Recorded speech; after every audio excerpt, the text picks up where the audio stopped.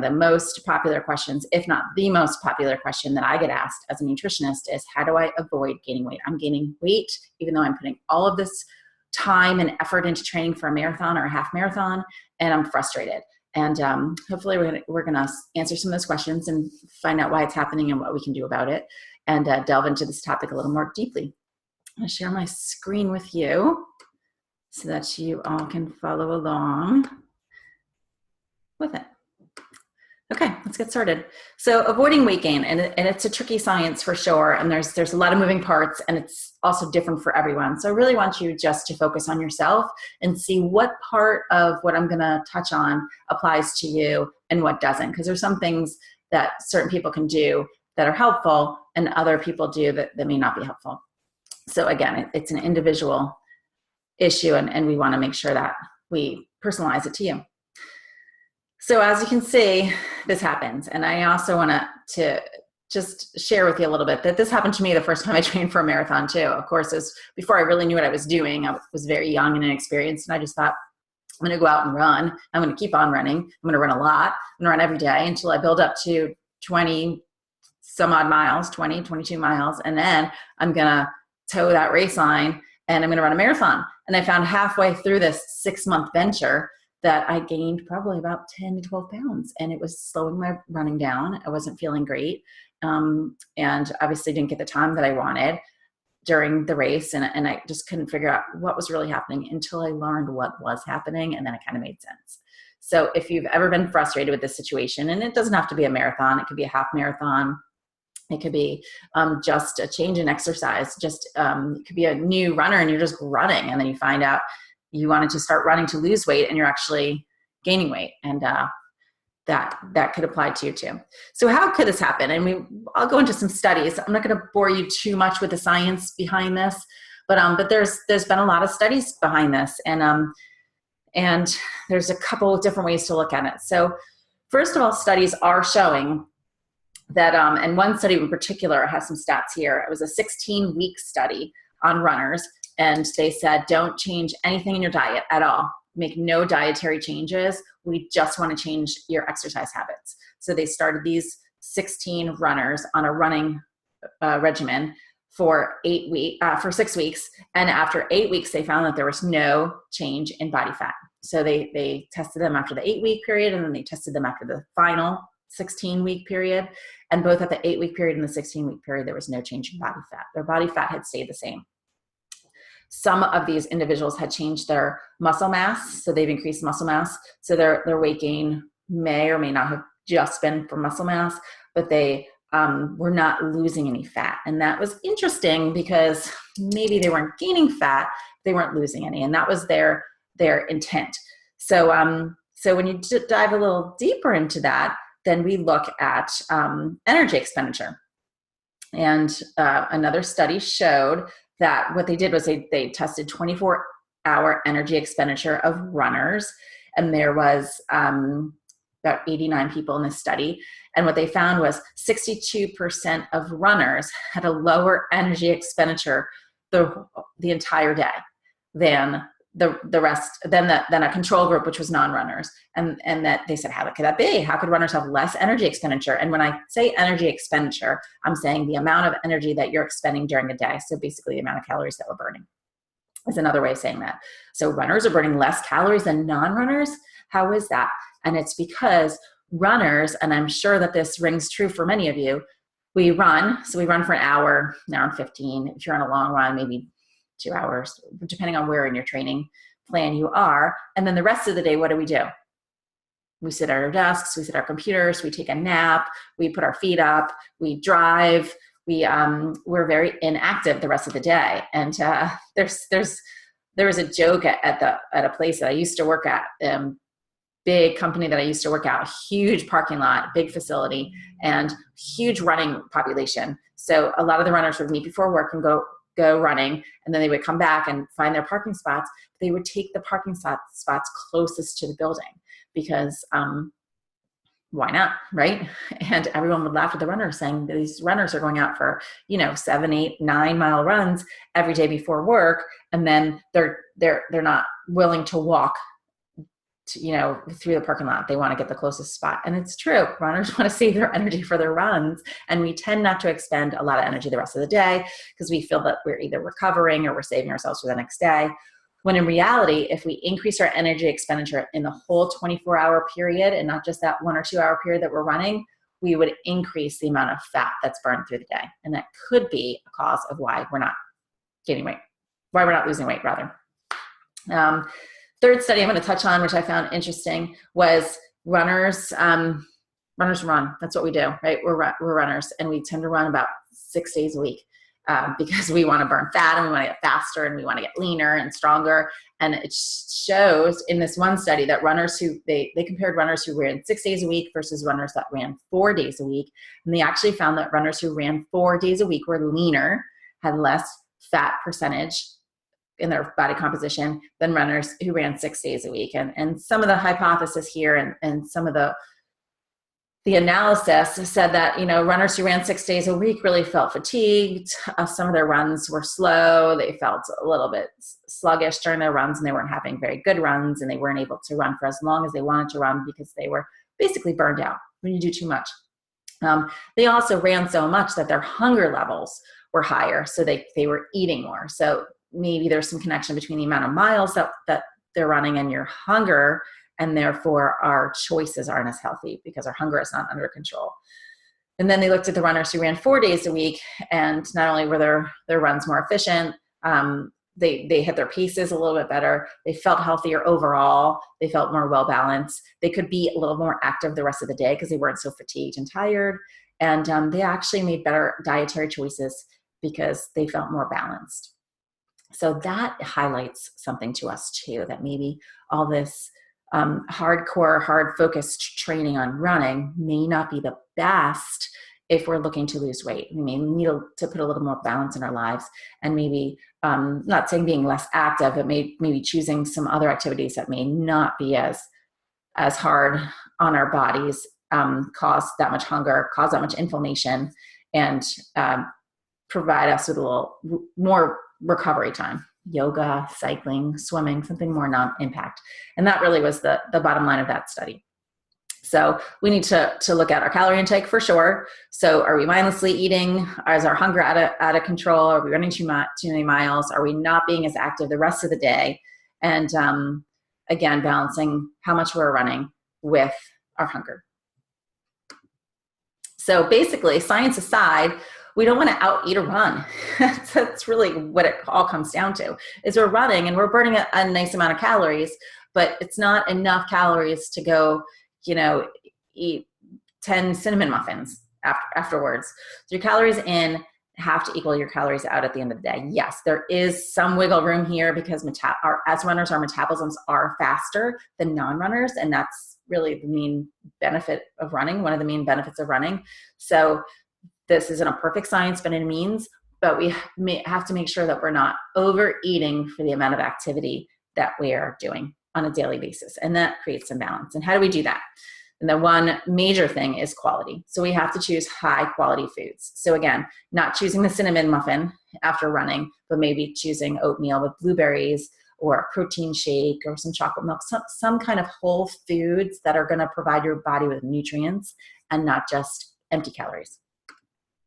Quantity. So we can't go crazy with quantity. So, and I know many runners, and a lot of times if you started running when you're younger, maybe we fall into this because age, our metabolisms slow down with age. And when we're younger, we can actually a little bit more because our metabolisms burn through it faster and we don't gain as much weight. But then as we get older, it catches up to us because our habits are such that we're overeating for our activity level and we're not used to cutting back on those quantities. So we have to balance the amount of nutrient-dense foods that we're eating, the amount of them we're eating. And a lot of that kind of ties into hunger cues and satiety.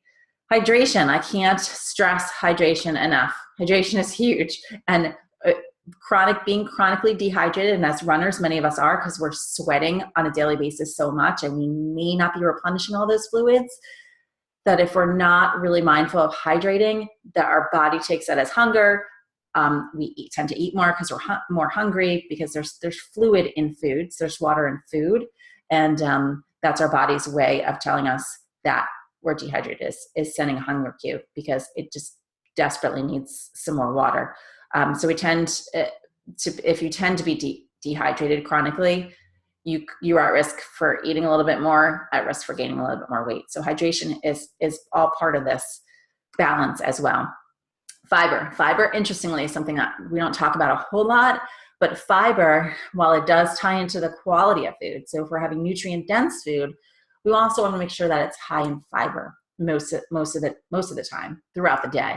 The fiber is one of those substances that is in whole foods, mostly fruits and vegetables and grains. But what it does is it slows down that absorption of energy to your body. And that's what we want to keep nice and balanced energy throughout the whole day. And fiber is the way to do that. So fiber cannot be overlooked. It's super important. And sometimes we're not mindful of as much fiber as we have throughout the day.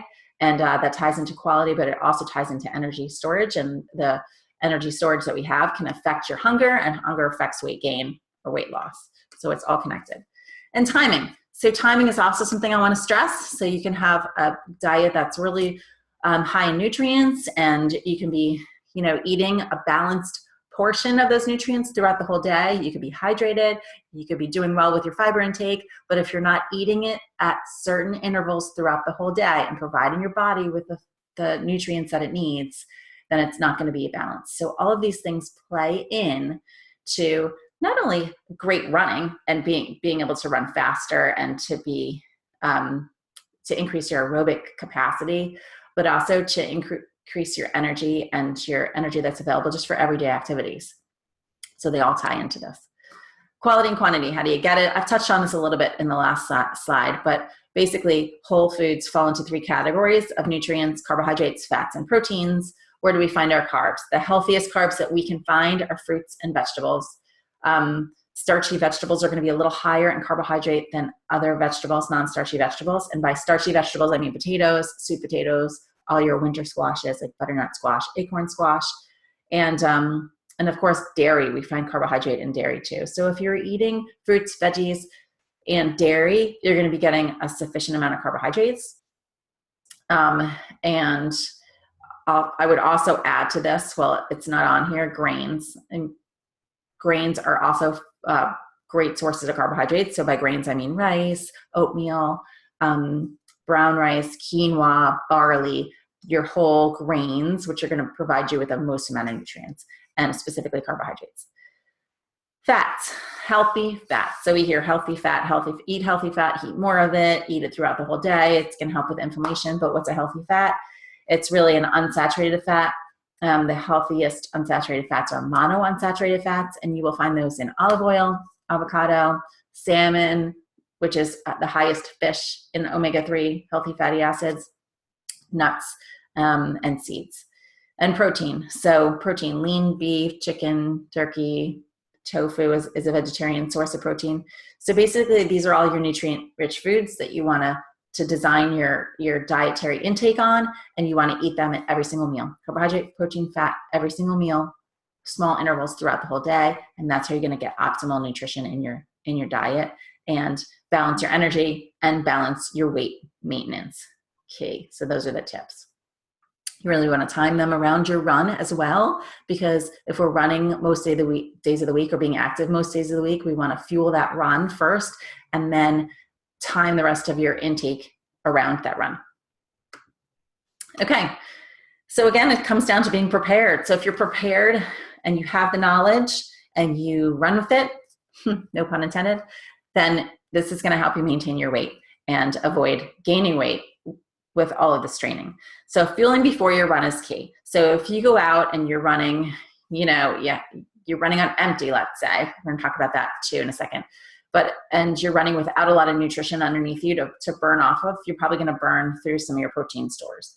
Because when there's not free flowing carbohydrate in your bloodstream or fat in your bloodstream, the only thing that's left is, and the easiest thing for your body to take is to pull from protein stores. And then we're actually decreasing our lean muscle mass.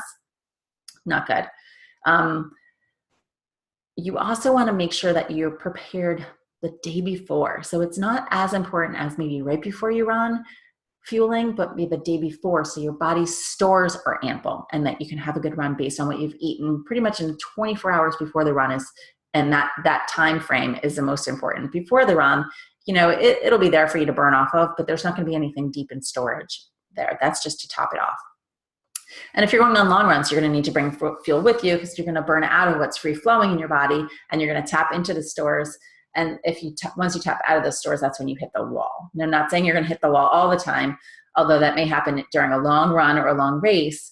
But if you bring fuel with you to keep topping it off, then you won't tap into that and you won't hit the wall. So that's that fine line where people kind of have to find out what works for them the best. Eating during long runs can get tricky, and everyone has to find what works best for them, whether it's a handheld or a fuel belt, some type of belt you wear around your waist, or, you know, disposable gel packets, or they make all sorts of different things too. But really, you only really need to fuel. Water is one thing. Hydration is one thing. Bring water with you all the time. Fuel only really needs to be done on longer runs, typically 90 minutes and above, depending on your metabolism. But 90 minutes above is really when you need to bring something with you. I can't tell you how many times I've seen runners run on the treadmill and they're running 3, 4, 5 miles and they're sucking down a goo or a gel every mile. And I'm thinking, no wonder you can't lose weight. This is overfueling during your run. It's not needed. You really need to kind of teach your body how to run with all sorts of fuel strategies. So running an empty is a good strategy. If you're running under an hour, it's great because it also teaches your body to run for an hour during a marathon without needing to take in energy. And the more you can figure that out at the timing of when you need to take in fuel on long runs, the better you're going to do on race day because you're going to have a plan. But again, I'm going to reiterate this, is going into long runs well-fueled and well-hydrated, meaning that 24-hour period before that long run is oh so more important than right before that long run. So keep that in mind too, being prepared.